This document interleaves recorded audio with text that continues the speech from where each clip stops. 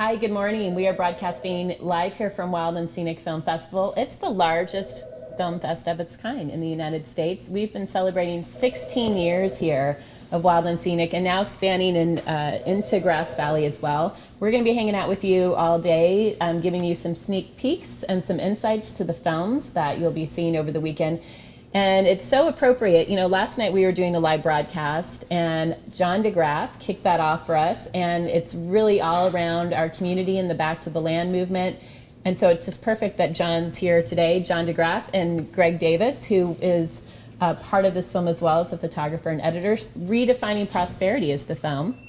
So welcome, guys, back here. Thank you. Thanks. It's good to have you. Now, John, you've been to Wild and Scenic many times. Many times, yeah. I first came in 2006, and so I've had quite a few films here, and I fell in love with the town as a result, and the people here, and the story of the town, and particularly the magnificent fight to save the Yuba River, which spawns Circle and eventually the festival. So I decided 2 years ago that I should make a film about it, and that's what Redefining Prosperity is about. It's about the story of Nevada City. The story of Nevada City. Do you think you'll ever move to Nevada City, either of you? Because you seem to have this fondness and passion for the Well, I've been thinking about it. You have? Yeah. All right. Yeah, I have to tell you, everyone eventually does move here at some point. It does. It just draws you in. Now, you've taken a little longer because you've been here multiple times. But well, and our co-producer, Jennifer Ekstrom, who worked on this, lives in Nevada City, and she moved here about 3 years ago because she fell in love with it as well. All right. You too could come to Nevada City. So tell us about Redefining Prosperity and the Back to the Land movement. Well, I want to give Greg some time here, Right. but very quickly, it's subtitled The Gold Rushes of Nevada City.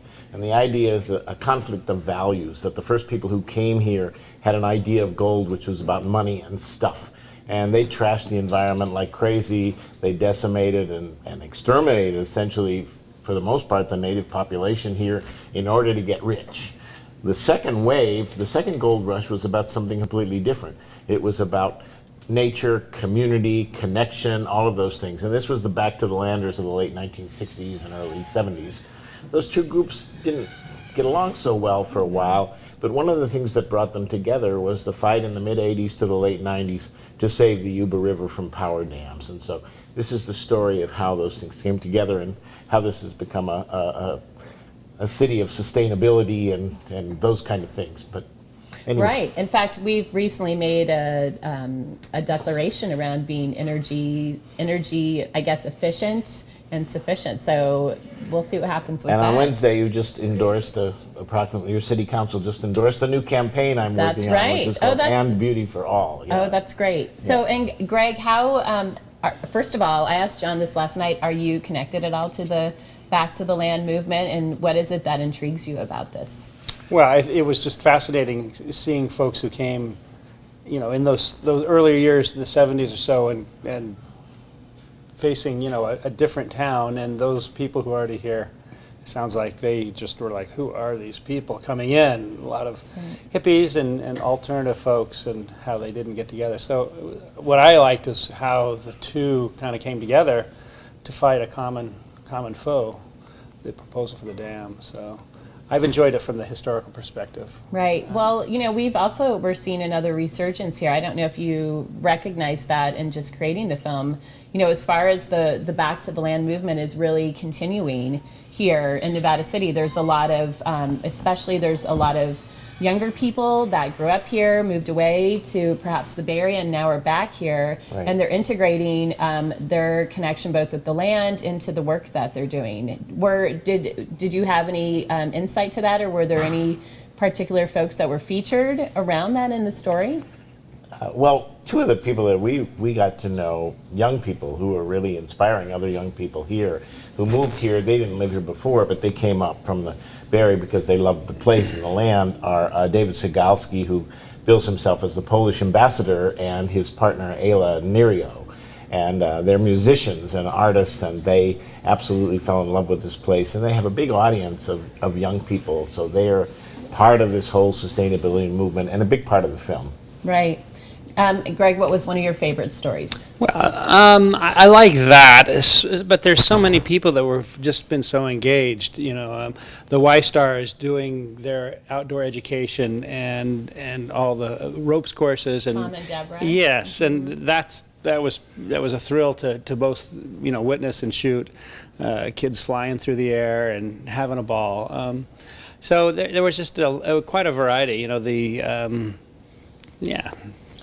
We shouldn't forget KVMR. Don't forget KVMR. That's right. You talked about that last night. We have a nice segment about a history of KVMR, how it came about, what it does for this community, with Mikhail Graham, particularly as the Mikhail voice. Graham, and he has a great story about trying to thwart development. The freeway.